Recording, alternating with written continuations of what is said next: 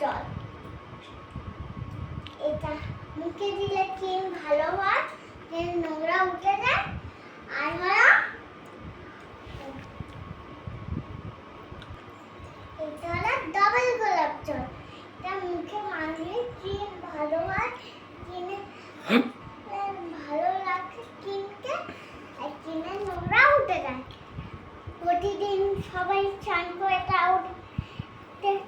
উঠে মাখবে, আর হলো রাতে মাখবে, আর হলো সকালে 3 বার করে। কম না